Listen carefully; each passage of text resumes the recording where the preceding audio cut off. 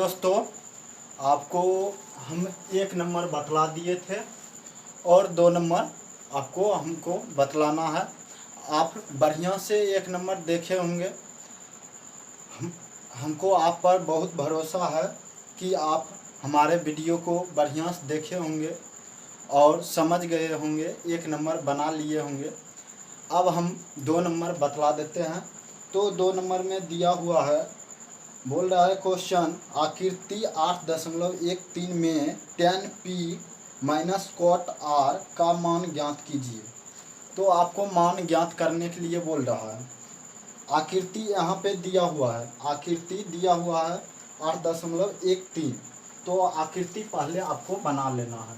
तो चलिए हम आकृति बना लेते हैं। आकृति इस तरह से बना लीजिएगा, नाम दे दीजिएगा पी क्यू आर, इस तरह से दे दिए। उसके बाद लिख देना है लंब, आधार, कर्ण। ठीक, उसके बाद आपको देख लेना है क्या क्या दिया हुआ है। पी और क्यू कितना दिया हुआ, 12 सेंटीमीटर, 12 सेंटीमीटर। उसके बाद पी आर कितना दिया हुआ है, 13 सेंटीमीटर, 13 सेंटीमीटर। इस तरह से आपको दिया हुआ है। और क्या बोल रहा है, tan p minus cot r निकालने के लिए बोल रहा है। तो आपको पहले सबसे पहले आधार मालूम करना चाहिए। आधार मालूम होगा तभी तो आप निकाल पाइएगा। आपको जाना है बेगूसराय, और बेगूसराय का आपको रूटे नहीं मालूम है तो कैसे जाइएगा। तो सबसे पहले आपको रूट मालूम करना होगा कि ये रूट जाएगा या आगे जा कर के कटना पड़ेगा कि क्या करना पड़ेगा। तो वो आपको मालूम करना होगा ना।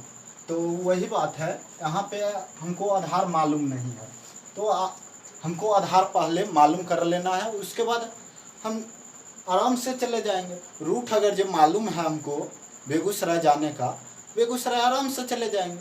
वही बात है, आधार अगर जो हमको मालूम हो जाएगा तो आराम से हम क्वेश्चन को हल कर सकते हैं। तो क्या निकालना है, आधार। तो आधार निकाल लेते हैं। आधार ये सूत्र हो जाएगा। आपको एक सूत्र हम बतलाए थे उसमें भी, और एक सूत्र इसमें भी हम बतला रहे हैं। तो आपको सूत्र भी लिखते जाना है। तो क्या लिखना है, कर्ण के स्क्वायर माइनस लंब के स्क्वायर। इस तरह से आपको कर लेना है।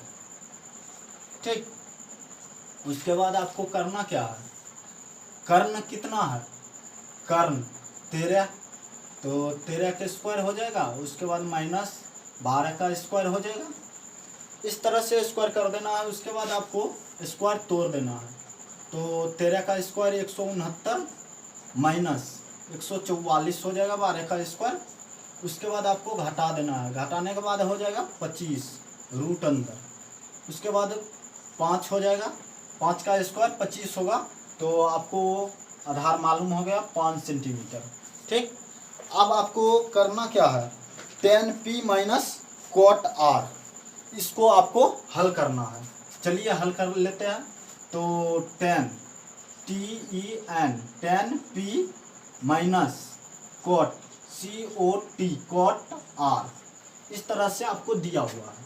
ठीक, तो आपको करना क्या है, tan p, तो कहाँ लिखा हुआ है, ये tan रहा, क्या लिखा हुआ है, लंब बटे आधार। तो लिख देना है आपको लंब बटे आधार। तो लिख देते हैं लंब बटे आधार माइनस, ठीक, माइनस। उसके बाद कॉट क्या दिया हुआ है, आधार बट्टे लंब।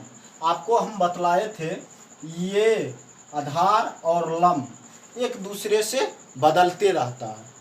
तो यहाँ पे बदल जाएगा। ये 5 जो है ये लंब हो जाएगा और 12 जो है ये आधार हो जाएगा। तो आपको ये और ये दोनों बदल देना है। चलिए पहले हम लिख लेते हैं तो यहाँ पे क्या हो जाएगा, आधार आधार बटे लंब, यही ना होगा, आधार बटे लंब। कॉट का दिया हुआ है, ये कॉट का है, आधार बटे लंब। तो आपको फिर बैठा देना है सूत्र पर। पहले ये इसमें नहीं बदलेगा, इसमें सेम होगा, 12/5 माइनस इसमें बदल जाएगा, ये लंब हो जाएगा और ये आधार हो जाएगा। ये दोनों एक दूसरे को बदली कर लेता है, लेकिन कर्ण जो है ये बदली नहीं करता है। और ये कोण जो होगा ये 90 डिग्री का होगा। कितने का?